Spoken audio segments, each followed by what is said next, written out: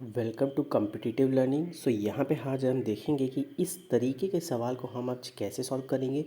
जहाँ पे आपको एक्सेलरेशन की कंसेप्ट दी जाती है, तो इस तरीके के सवाल को हम कैसे सॉल्व करेंगे। सबसे पहले इसको सॉल्व करने के पहले मैं थोड़ी सी एक चीज़ बता देता हूँ कि अगर आपने ये जो कंसेप्ट है ये थोड़ी सी जो है फिज़िक्स के साथ इंटर रिलेटेड होती है, ठीक है।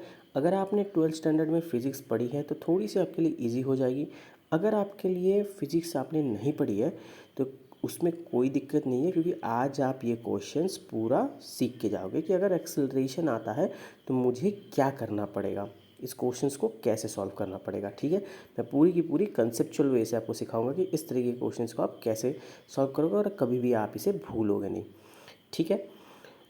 तो मैं चाहता हूँ कि पूरी आपकी जो कंसंट्रेशन है आप थोड़ा सा यहाँ लाइए और मेरे वॉइस पे फोकस कीजिए और अपनी स्क्रीन पे पूरा सा फोकस कीजिए, ठीक है। कहीं और की बातें भूल जाइए। ये क्वेश्चन थोड़ी सी टफ़ लेवल्स की होती है, तो टफ़ तो नहीं है। देखो, एग्जामिनर क्या कर रहा है, अपना दायरा बढ़ा रहा है, अपनी सिलेबस की जो है एरिया को ज़्यादा बढ़ा रहा है। एक्सेलरेशन की उसने कंसेप्ट ट्रेन के साथ जोड़ दिए तो थोड़ी सी कंसेप्ट बढ़ा रहा है, और ये ज़्यादातर आईबी केस पे आती है जो हायर लेवल्स की एग्जामिनेशन होता है, ठीक है। चलिए अब क्वेश्चन पे आते हैं। Two train of 600 metre each moving at a speed moving in same direction on a parallel track. मतलब क्या है, दो ट्रैक है, पैरेलल ट्रैक है, ठीक है। एक ट्रेन मान लेते हैं, यहाँ पे एक ट्रेन है और यहाँ पे एक ट्रेन है, ठीक है। दोनों सेम डायरेक्शन पे मूव कर रही है। Initially train A is ahead of train B, मतलब ये ट्रेन ए है, ये ट्रेन बी है, ठीक है। इतना आपको समझ में आ गया। Both the trains are moving in the same direction of 108 kilometre. दोनों की स्पीड क्या है, 108 kilometre per hour, kilometre per hour. अब आप एक बात बताइए, अगर दोनों की स्पीड सेम होती है, दोनों पैरेलली मूव करती है सेम डायरेक्शन पे, एक ट्रेन दूसरी ट्रेन को कभी भी इंटरसेक्ट कर पाएगा? कभी भी इंटरसेक्ट नहीं कर पाएगा, और उनकी स्पीड, बीच की डिस्टेंस भी जो है सेम ही रहेगी, चाहे वो जितना भी दूर जाए दोनों ट्रेन, क्योंकि सेम स्पीड है ना। फिर देखिए क्या बोला है। If the train B, driver of train B accelerate by 1 metre per second square. अगर एक्सेलरेशन ट्रेन बी जो है अगर एक्सेलरेट करती है यहाँ पे 1 मीटर पर सेकेंड से, तो after 50 minutes he is completely ahead of train A. मतलब आफ्टर 50 मिनट्स के बाद, 50 सेकेंड के बाद ये इस ट्रेन ए को क्रॉस कर लेगा, ठीक है। थोड़ी सी डायग्राम पे ये हो गई है, आप एक बार वो कर लेना। तो ट्रेन ए को ये क्रॉस कर लेगा, ठीक है। तो बताया गया है कि original distance between train A and train B क्या है, ठीक है। थोड़ी सी कैनवास को क्लीन करते हैं। अब बहुत माइन्यूटली यहाँ पे देखना आप लोग। देखो, ट्रेन ए है, ट्रेन बी है। ट्रेन ए मान लो, अच्छा सॉरी, ट्रेन ए मान लो ये है, ट्रेन बी मान लो ये है।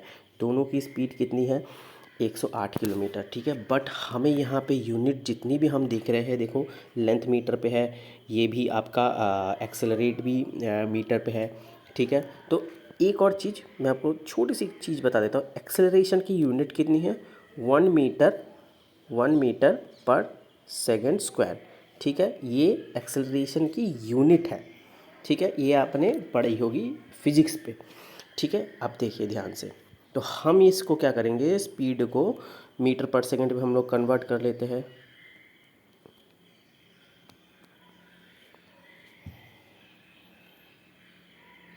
है ना। ठीक है, चलिए इसको मीटर पर सेकेंड पे कन्वर्ट कर लेते हैं।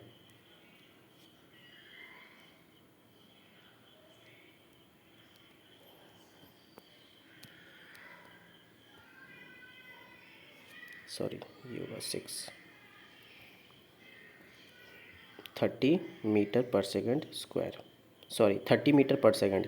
स्पीड कितनी आ गई, 30 मीटर पर सेकेंड। अब देखो, इसको ना पूरा मैं क्लीन कर लेता हूँ। आपने क्वेश्चन देख लिया होगा, अगर आपने क्वेश्चन नहीं देख लिया होगा तो पहले थोड़ी सी स्क्रीनशॉट ले लो। तो अभी, अच्छा चलो क्लीन कर लेते हैं पूरा। अभी देखो, ध्यान से देखो, फिफ्थ स्पीड कितनी आ गई, 30 मीटर पर सेकेंड, ठीक है। दोनों ट्रेन कितनी की थी, 600। ट्रेन की लेंथ चलो ऐसे मान लेते हैं, ट्रेन की लेंथ थी 600, ठीक है। अब देखो पैरेलल ट्रैक्स है, ये एक ट्रेन बी है, ये ट्रेन ए है, ठीक है। अब देखो, अब ये बताया कि इनिशियली डिस्टेंस उसमें कितना चला होगा, बट ये इसके बाद क्या बोला गया है, एक्सेलरेशन 1 था, 1 मीटर पर सेकेंड स्क्वायर था, ठीक है।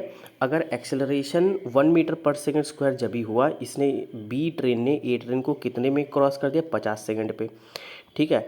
अगर हम ये निकाल लें कि जब एक्सेलरेशन आपका 1 मीटर पर सेकेंड था, तो ये ट्रेन बी कितना डिस्टेंस कवर अप करती है, तो हमें ये पता लग जाएगा कि इनिशियली उन दोनों के बीच पे कितना डिफरेंस हुआ होगा डिस्टेंस की, है ना। क्योंकि देखो और किसी में चेंज आ रहा है, किसी चीज़ में चेंज नहीं आ रहा है, ओनली एक्सेलरेशन पे चेंज आ रहा है 1 मीटर पर सेकेंड की। सो अगर हम ये निकाल लें, one acceleration 1 metre per second square के हिसाब से चेंज होने पे ट्रेन बी कितनी की डिस्टेंस कवर अप करती है, तो उस हिसाब से हमें पता लग जाएगा कि इन दोनों के बीच में इनिशियल डिफरेंस कितना हुआ होगा, है ना। चलिए इसका फर्स्ट अप्रोच देखिए। फर्स्ट हम निकालेंगे क्या, रिलेटिव स्पीड। दोनों की स्पीड कितनी है, 30 मीटर पर सेकेंड, ठीक है। रिलेटिव स्पीड क्या होता है, train B minus speed B minus speed A. अब देखो दोनों की 30 है, 30 माइनस 30 तो ज़ीरो ही होगा, रिलेटिव स्पीड आ गई ज़ीरो, ठीक है। Relative acceleration train B minus train one, acceleration train B का 1 है, ठीक है, और बी का सॉरी ए का 0 है, क्योंकि ए एक्सेलरेट ही नहीं हुआ है, ए अपनी ही स्पीड पे चल रहा है। एक्सेलरेशन कितनी आ गई, 1, ठीक है। अब रिलेटिव डिस्टेंस, रिलेटिव डिस्टेंस मतलब क्या होता है, distance between train B and train A, ठीक है। अब थोड़ा सा इसको क्लीन करते हैं।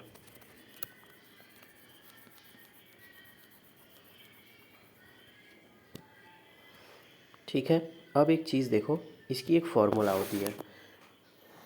इसकी फार्मूला क्या होती है, इस फार्मूले को बहुत अच्छे से देखना, ठीक है। और सॉरी हाँ, यहाँ पे और एक चीज़ थी, ट्रेन सॉरी टाइम, टाइम कितनी है, 50 सेकेंड्स, ठीक है। अब यहाँ पे बहुत अच्छे से आप फार्मूले को देखो कि इसका एक ही फार्मूला होता है और हमें फार्मूला को ही यूज़ करना है। रिलेटिव डिस्टेंस का फार्मूला ये होता है, रिलेटिव डिस्टेंस का फार्मूला ये होता है कि आप relative distance R S into T, ठीक है, plus half into relative acceleration into T square, sorry T square.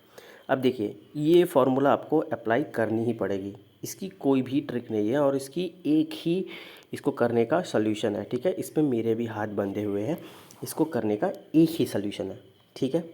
अब देखो रिलेटिव डिस्टेंस निकालो, रिलेटिव स्पीड कितनी आई थी, zero, zero into T, zero into 50, ये कितना आ गया, ज़ीरो। चलो ये तो कैंसिल आउट ही हो गया। अब थोड़ी सी क्लीन कर लेते हैं।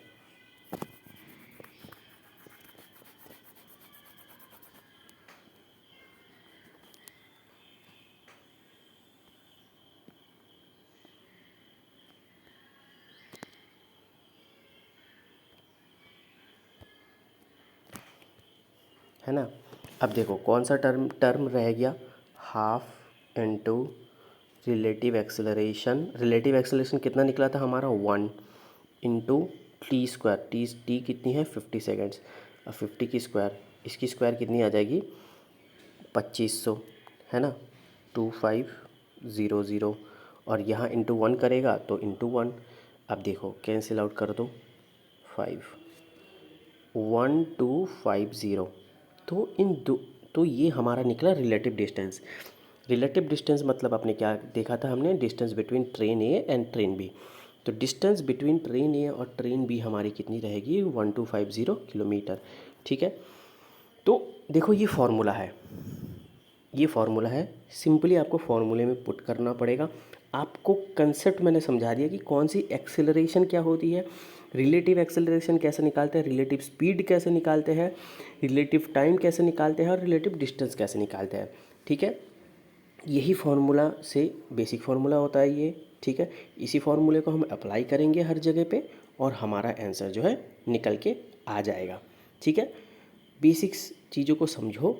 अगर आपको नहीं समझ में आता आप मेरे को कमेंट करो और एक बार गो थ्रू करो इसको, आपको समझ में आ जाएगा, ठीक है। अगर आपको वीडियो पसंद लगती है, वीडियो को एक बार लाइक करो और चैनल को सब्सक्राइब करो। अगर आपको कोई भी क्वेश्चंस पे प्रॉब्लम होता है, आप उस क्वेश्चंस को कमेंट करो, मैं उसकी वीडियो आप तक लाने की बहुत जल्दी से जल्दी कोशिश करूँगा, ठीक है। आज के लिए इतना ही। अगर वीडियो पसंद आती है वीडियो को लाइक करना और चैनल को सब्सक्राइब करना।